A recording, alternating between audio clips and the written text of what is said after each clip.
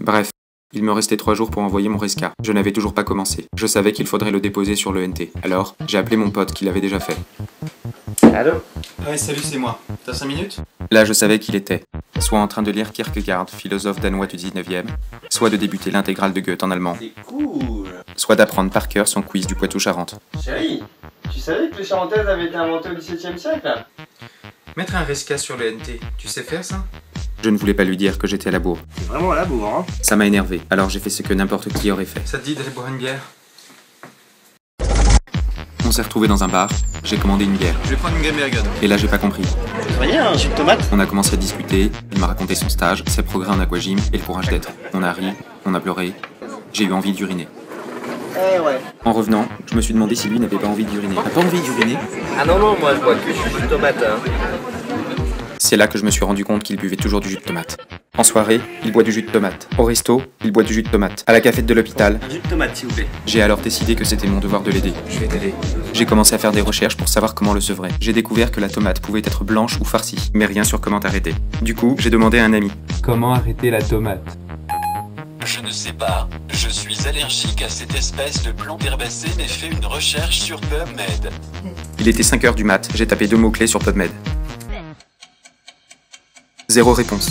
J'avais mon sujet de thèse. Je me suis dit que je pouvais devenir riche. Je serais publié dans Science, admiré à travers le monde, roulerais en Aston Martin, j'aurais 2 labradors dans le jardin et une blonde sexy dans la piscine. Je suis allé au département recherche de médecine générale de la fac. Bonjour, monsieur Bader.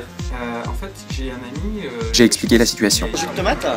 Un jus de tomate? Un jus de tomate, s'il vous plaît. Publié dans Science. Vous en pensez quoi? Je l'ai regardé, il m'a regardé, j'ai regardé ailleurs. Il a dit: Eh bien, c'est très gentil d'aider ton petit camarade, mais nous avons plutôt sur le grill une étude sur le baclofen dans l'alcool, une étude multicentrique. Là, je me suis rappelé la question type de l'ECN. Qu'est-ce qu'une étude en intention de traiter? En fait, je sais toujours pas. On aimerait bien compter sur toi. Je me suis dit, baclofen, alcool, alcool, addiction, addiction, tomate. Donc, baclofen, tomate. Ouais, carrément. J'étais fier, j'ai appelé mes proches pour raconter mon nouveau projet. Salut, grosse tâche. C'était mon frère. Du coup, j'ai appelé mon pote. Salut, ça va? Tu sais quoi? Ouais, c'est cool.